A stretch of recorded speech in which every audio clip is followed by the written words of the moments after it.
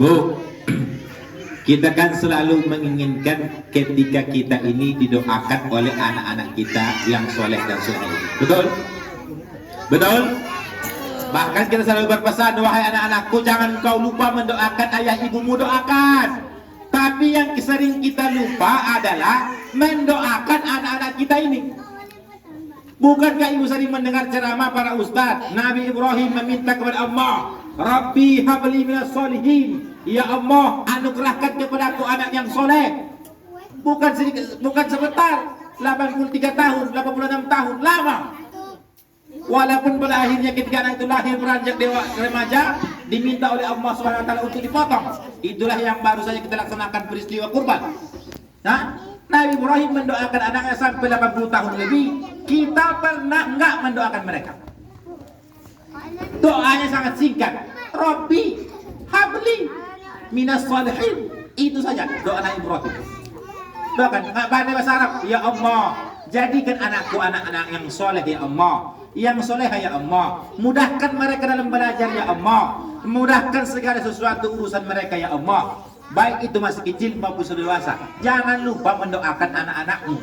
Yang selama ini kita lupakan ini. Kita menuntut untuk didoakan anak-anak, tapi kita lupa mendoakan mereka.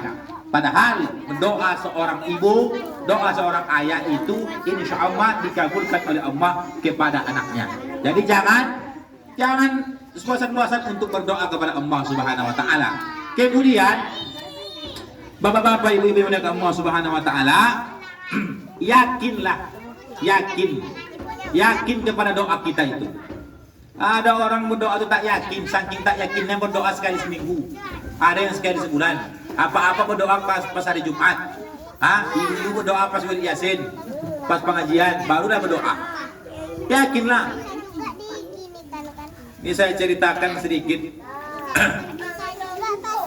Masih ada waktunya, sedikit lagi. Bu, udah bosan? Udah saya tutup nih. Saya ceritakan bagaimana dahsyatnya doa itu. Bahkan doa itu tidak hanya sekedar permohonan atau permintaan, namun doa itu mampu merubah takdir setiap orang. Mampu. Bagaimana ceritanya Pak Ustaz? Ketika zaman Nabi Musa alaihissalam, hiduplah seorang perempuan, seorang wanita, kemudian mendatangi Nabi Musa alaihissalam, lalu kemudian berkata, wahai Nabi Musa, tolong engkau tanyakan kepada Allah bagaimana takdirku. Lalu kemudian kita mengenal Musa itu sebagai kalimullah, mampu berkomunikasi dengan Allah. Lalu kemudian Musa bertanya kepada Allah, ya Allah, bagaimana nasib, bagaimana takdir perempuan ini ya Allah? Lalu kemudian Allah menjawab, takdir perempuan ini wahai Musa adalah mandul seumur hidup, tidak punya keturunan seumur hidup. Hati-hati, dengar baik-baik. Apakah perempuan ini menangis? Apakah perempuan ini berbaring di tanah kenyang-kenyang? Apakah perempuan ini mengeluh berkeluh kesah? Tidak. Pulang perempuan itu, terus dia berdoa kepada Allah. Ya Allah, berikan aku keturunan ya Allah. Ya Allah, anugerahkan aku keturunan ya Allah. Kemudian datang dia menjumpai Musa. Wahai Musa, tolong kau tanyakan kepada Allah, apakah takdirku sudah berubah? Ditanya Nabi Musa, ya Allah, apakah takdir perempuan yang sudah berubah? Tidak. Dibilang Nabi Musa sama perempuan itu, takdirmu belum berubah. Kemudian yang kedua, beberapa hari kemudian datang lagi perempuan. Musa tanya lagi kepada Allah, sudah berubah belum? Ditanya, belum berubah. Yang ketiga, wahai Musa, datang lagi dia berikutnya setelah lama. Musa tanya lagi dong, apakah takdirku sudah berubah? Dijawab oleh Musa, belum.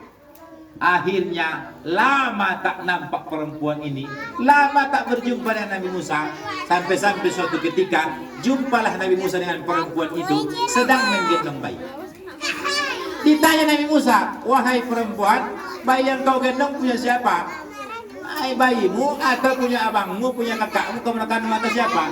Dijawab oleh perempuan itu, ya Nabi Musa alaihissalam, ini adalah anakku, ini adalah putriku, dianugerahkan oleh Allah Subhanahu wa taala kepadaku. Heran Nabi Musa, langsung Nabi Musa bertanya kepada Allah, "Ya Allah, bukankah engkau yang mengatakan ya Allah bahwa perempuan ini seumur hidupnya mandul?"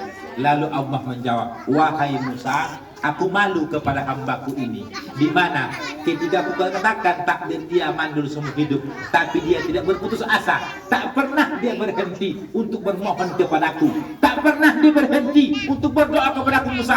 Malu aku sama hambaku ini Musa, makanya aku robah takdir dia itu yang awalnya tidak punya keturunan menjadi punya keturunan. Kenapa? Disebabkan karena tidak ada keputusasaan di dalam berdoa kepadaku." Begitu kata Allah Subhanahu wa taala. Apa maknanya? Bahwa doa itu mampu merubah segala sesuatu yang tidak mungkin, bahkan yang tidak terpikir di kepala sekalipun, itu semua bisa berubah, termasuk anak-anak kita ini. Kalau Anda merasa, kalau ibu merasa, bapak merasa kadang ada anak itu lambat pengetahuan, lambat perkembangan, lambat dia menanggapi pelajaran, maka jangan cap anak itu anak keterbelakangan, bodoh dan lain sebagainya. Tidak ada satu orang pun di dunia ini anak yang bodoh, tidak ada.